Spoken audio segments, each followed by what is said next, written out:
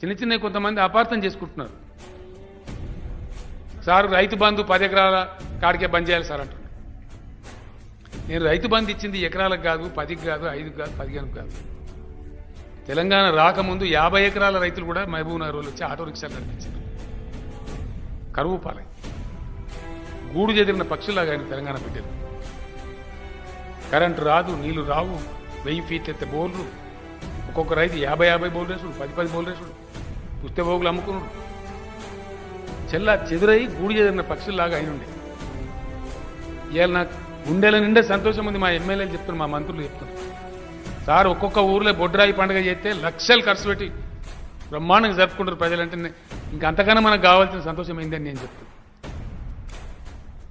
తెలంగాణలో వ్యవసాయ వృద్ధి చేయడానికి, వ్యవసాయ స్థిరీకరణ చేయడానికి అమలు చేస్తున్న పాలసీ రైతు బంధు. వ్యవసాయాన్ని పూర్తి స్థాయిలో పదిలపరిచి పటిష్టం చేసి నా రైతులు బిచ్చం పెట్టే స్థాయికి, వాళ్ళ బిచ్చం ఎత్తుకునే స్థాయికి కాదు. అది రైతు బంధు, అది ఉచిత విద్యుత్తు.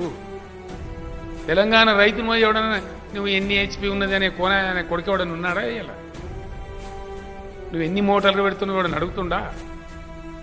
అందుకే పంటలు వస్తున్నాయి, అందుకే పండిస్తారు.